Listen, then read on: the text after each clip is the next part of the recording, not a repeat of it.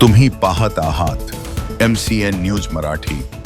बुलढाणा जिल्ह्यातील नांदुरा तालुक्यातील वसाडी येथे राजे सयाजीराव गायकवाड यांच्या जयंतीनिमित्त गौरव संविधानाचा सन्मान सत्कार याचा ध्यास गाव समृद्धीचा हा महासन्मान सोहळा 11 मार्च 2026 रोजी ओंकार महाराज यांच्या मळ्यामध्ये आयोजित करण्यात आला होता। या कार्यक्रमाचे उद्घाटन राणा रणजित सिंग राजपूत बुलढाणा जिल्हा पत्रकार संघ जिल्हाध्यक्ष यांच्या हस्ते पार पडले। तर सत्कार मूर्ती आचार्य हरिभाऊ वेरुळकर दादा यांना महाराष्ट्र शासनाचा वामनदादा पुरस्कार मिळाल्याबद्दल त्यांचा गावच्या वतीने सत्कार करण्यात आला।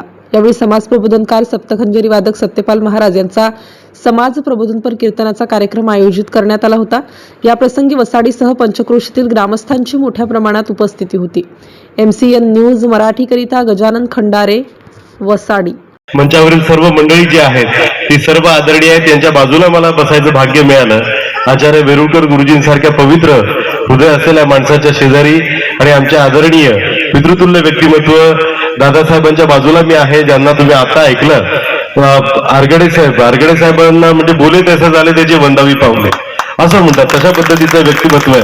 आणि इतर सर्व जी माझी पत्रकार मंडळी आहेत सगळ्यांचं नाव मी घेत नाही, कारण की उशीर झालेला आहे आणि मला माहिती आहे जर मी अजून तुमचे 2 मिनिट जास्त घेतले तर तुम्ही नक्कीच मनातून मला शिव्या द्याल आणि या ठिकाणी 500 रुपये दंड तुम्हाला नाहीये, त्याच्यामुळे ती शिवी मला भेटू नये म्हणून मी आता तुमच्यात आणि माझ्यातलं अंतर मी या ठिकाणी कमी करतो। आदरणीय सत्यपाल महाराज, एक महत्वाची मागणी मला करायची होती। आता मी फक्त एक मिनिट शेवटचा मी घेतो इंग्लिश की महाराष्ट्र भूषण पुरस्कार 1996 पासून सुरू झालाय आणि 1996 पासून आतापर्यंत 23 जणांना पुरस्कार देण्यात आले।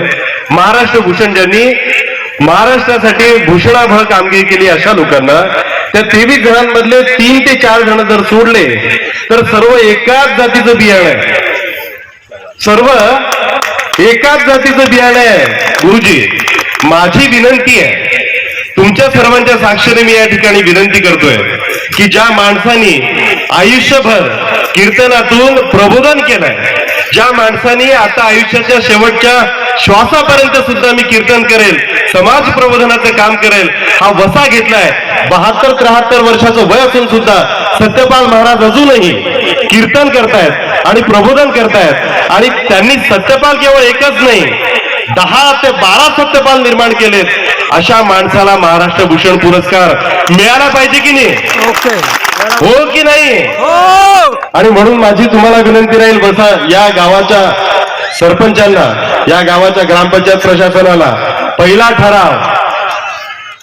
ठराव या गावातून निघला पाहिजे की सत्यपाल महाराजांना महाराष्ट्र भूषण पुरस्कार दिला पाहिजे। आणि माझी विनंती तुम्हाला या निमित्ताने राहील, पत्रकार म्हणून आम्हा सगळ्यांचा तुम्ही सन्मान केला त्याबद्दल मी पुन्हा एकदा आपल्या सर्वांचे आभार या ठिकाणी व्यक्त करतो। भोवताली दाटला अंधार दुःखाचा जरी, सूर्य सत्याचा उद्या उगवेल आहे खात्री, तोवरी देई आम्हाला काजव्यांचे जागणे, माणसाने माणसाची माणसासम वागणे।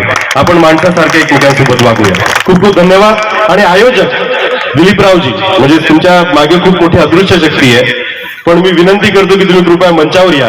आणि वेरुळकर गुरुजींना मी विनंती करतो की इतका सुंदर कार्यक्रम ज्यांच्या मार्गदर्शनात म्हणा किंवा नियोजनात या ठिकाणी होतोय त्यांचा सत्कार या ठिकाणी सगळ्यांच्या वतीने झाला पाहिजे। मी विनंती करतो वेरुळकर गुरुजींना, दादासाहेबांना आणि इतर सर्व मान्यवरांना।